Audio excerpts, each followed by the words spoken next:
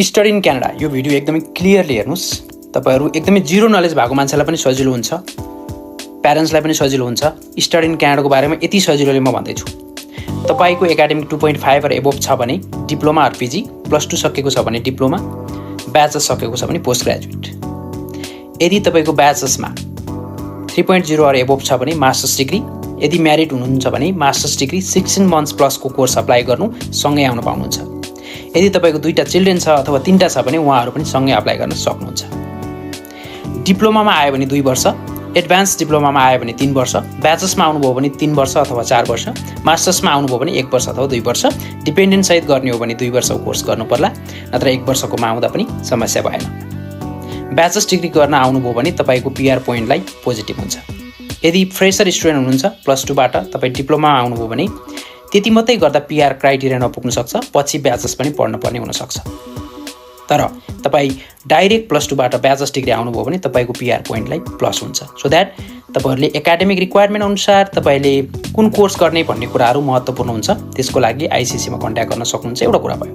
दोस्रो, जुनै पनि कलेज अथवा युनिभर्सिटी गरे पनि पब्लिक कलेज अथवा युनिभर्सिटी गर्नु होला क्यानाडामा, त्यसले फ्युचरमा कुनै पनि समस्या ल्याउँदैन।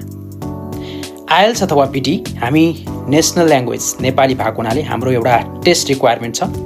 आइएल्स गर्नुभयो भने clear 6.5 not less than 6, no excuse.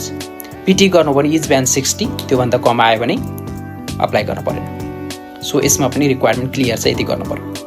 यदि +2 पछि 4-5 वर्ष ग्याप छ भने पनि तपाईले अप्लाई गर्न सक्नुहुन्छ। तर ग्यापमा के काम गर्नुभयो महत्त्वपूर्ण कुरा हो। ब्याचलर्स पछि पनि 10 वर्षसम्म ग्याप छ भने पनि अप्लाई गर्न सक्नुहुन्छ। तर ग्यापमा के काम गर्नुभयो त्यो महत्त्वपूर्ण कुरा हो। अथवा मास्टर्स डिग्री गरिसक्नुभयो तर अर्को स्ट्रिममा म मास्टर गर्छु भन्न पाउनुहुन्छ, तर ग्याप छ भने ग्यापमा के काम गर्नुभयो त्यो महत्त्वपूर्ण कुरा हो। यदि तपाईको एकाडेमिक प्लस काम गरेको कुराहरु छ र काम गरेको कुराहरुमा यो कोर्स चाहिँ मलाई चाहिन्छ भन्ने कुराको त्यो चाहिँ प्रोग्रेस देखिन्छ भने तपाईले अप्लाई गर्न सक्नुहुन्छ। भिजा अफिसरलाई त्यो हिसाबले स्याटिस्फाइड गराउन सक्नु पर्यो। यो त थियो एकाडेमिक रिक्वायरमेन्ट, लेभल सिलेक्सन, तपाईको ल्याङ्ग्वेज रिक्वायरमेन्ट, ग्यापमा के गरेको के नगरेको देखिने भन्ने कुराहरु क्लियर हुनु पर्यो। अब कुरा आयो फाइनान्शियल। यो अब प्यारेन्ट्सले बुझ्न बहुत जरुरी छ। तपाई एटलिस्ट क्यानाडा अथवा अन्य कन्ट्री अप्लाई गर्दै हुनुहुन्छ भने 1 वर्ष अगाडिबाट प्लान गर्नु पर्यो। क्यानाडाको केसमा 1 वर्षको ट्युसन फी 15 देखि 25 लाख छ जनरली नेपालबाट आउने केसमा। भने तपाईले 1 वर्षको ट्युसन फी, 1 वर्ष खाना बस्न, ट्राभल कस्ट प्लस एक्स्ट्रा बराबरको सेभिङ देखाउनु पर्यो। तपाईको मेन स्पोन्सर जो हुनुहुन्छ ड्याडी र मम्मी, उहाँहरुको एकाउन्टमा त्यो इक्विभ्यालेन्ट पैसा हुनु पर्यो। त्यो पनि एक दिन भएर भएन, 4 देखि 6 महिना होल्ड भएको हुनु पर्यो। र फ्यामिली इन्कम पनि हामीले देखाउँछौं, त्यो इन्कम पनि त्यही ब्याङ्कमा आएको देखिन पर्यो। सो दैट भिजा अफिसर त लाडो छैन, भिजा अफिसरले पनि बुझ्नु पर्यो क्लियरली यो कुरा। त्यो कुराहरु बुझ्न बहुत जरुरी छ। Bank balance, income 30 lakh plus देखाउनु पर्यो। र अर्को कुरा भनेको हामीले एजुकेसन लोन लिन्छौं। एजुकेसन लोनमा सकिन्छ भने डिस्बर्समेन्ट सहित जान पर्यो। पेपर लोन अथवा स्याङ्सन मात्रै गर्दा चाहिँ भिजा आइसकेपछि हामीले पैसा दिने भनेर लेखिएको हुन्छ त्यो पेपरमा। त्यो डिफरल अफर लेटरलाई काम लाग्ने हो कि होइन पनि विचार गर्न पर्यो। त्यो हिसाबले मेरो रिकमेन्डेसन राम्रो ब्याङ्कबाट एजुकेसन लोन, ट्युसन फी पनि त्यहीँबाट तिर्न ट्राई गर्ने। अर्को अप्सन फिक्स डिपोजिटमा छ भने फिक्स डिपोजिट एगेन्स्ट लोन पनि लिन मिल्छ। तपाईको सेभिङ छ र राम्रो ट्रान्ज्याक्सन छ, इन्कम आएको त्यही देखिन्छ भने त्यो देखाउँदा पनि मिल्छ। Bank balance, education loan, fix deposit against loan, यो कुराहरुलाई क्याल्कुलेसन, यो म्याथमेटिक्स हो, कण्ठ गर्नु पर्दैन। तपाईलाई कति चाहिन्छ भन्ने कुराहरु त्यसरी क्याल्कुलेसन गरेर अगाडि बढ्न सकिन्छ। ब्याङ्क ब्यालेन्स र इन्कमलाई बहुत भिजा अफिसरले जोड दिएको देखिन्छ। प्रोपर्टी भ्यालुएसन हामीले राख्छौं, तर भिजा अफिसरले प्रोपर्टी भ्यालुएसनलाई खासै त्यस्तो भ्यालु दिएको देखिँदैन। कारण किन? तपाईसँग प्रोपर्टी छ तर तपाईको प्रोपर्टी चाहेको बेला तपाईले बेच्न सक्नुहुन्छ भन्ने छैन, क्याश आइहाल्छ भन्ने छैन। सो दैट त्यसलाई खासै भ्यालु देखिँदैन। तर ब्याङ्क ब्यालेन्स विथ स्टेटमेन्ट र इन्कमको चाहिँ प्रोपर कनेक्सन देखाउनु पर्छ। यो एकदम प्लान गरेर गर्नुभयो भने फाइनान्शियल गाह्रो भएन। आइएल्स अथवा पीटी क्राइटेरिया पुग्यो भने ल्याङ्ग्वेजको प्रब्लम भएन।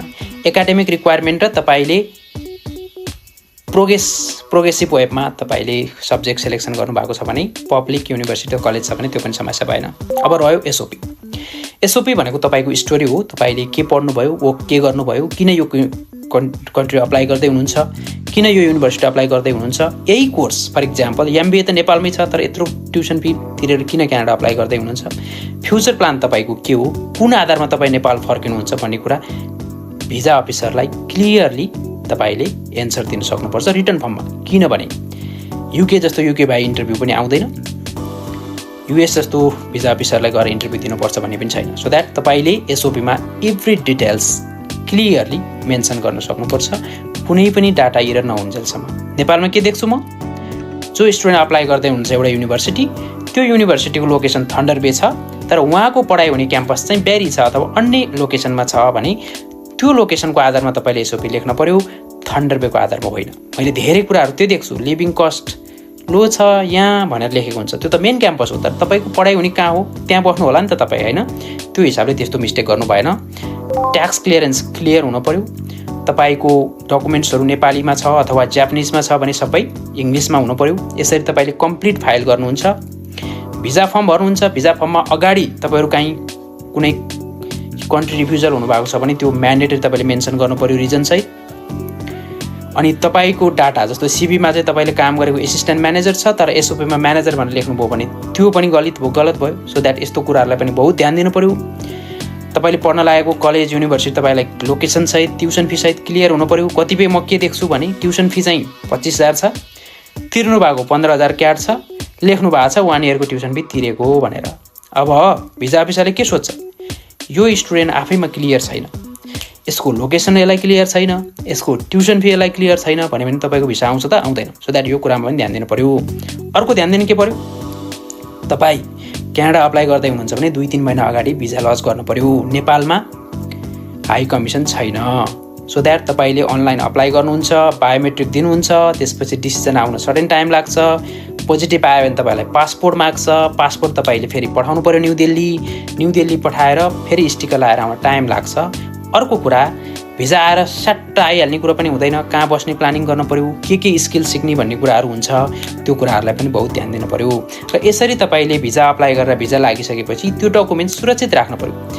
पछि तपाईँले पोस्ट ग्रेजुएसन वर्क पर्मिट आफ्नो प्यारेन्ट्सलाई बोलाउँदा अथवा पिआर अप्लाई गर्दा अथवा सिटिजन अप्लाई गर्दा त्यो डाटाको आधारमा फर्दर प्रोसेस गर्न पर्ने हुनाले त्यो डाटाहरू तपाईँले सुरक्षित राख्नुपर्छ। यदि तपाईँले मिस गर्नुभयो र फरक डाटा तपाईँले हाल्नुभयो भने तपाईँलाई आउँछ पिएफएल, 5 इयर्स ब्यानको वार्निङ पनि हुनसक्छ। सो द्याट यो कुराहरूलाई बहुत ध्यान दिनु। तपाईँहरूले यसलाई सानो कुराले लेख्नु भएको छ र बिचबिचमा स्किप गर्दै भिडियो हेर्नु भएको छ भने यसले प्रब्लम आउने तपाईँलाई नै हो। सो द्याट मेरो स्टार्टिङ टु इन्डिङ तपाईँले हेर्नुभयो भने केही न केही सपोर्ट हुन्छ र कन्फ्युज हुनुभयो भने आइसिसीको कुनै पनि अफिस कन्ट्याक्ट गर्न सक्नुहुन्छ। हामी काठमाडौँमै 4 ठाउँमा छौँ, पुतली सडक, कमलादी, चाबहिल, न्यू बानेश्वर, चितवन, पोखरा, बुटवल, धनगढी। मैले फेसबुक अथवा अन्य प्लेटफर्ममा काउन्सिलरको व्हाट्सएप नम्बरहरू राखिदिएको छु, कन्ट्याक्ट गर्नुहोस्, बुझ्नुहोस्।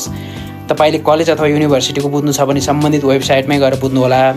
इमिग्रेसनसँगको छ भने तपाईँको इमिग्रेसनको अफिसियल साइटमा गएर बुझ्न सक्नुहुन्छ।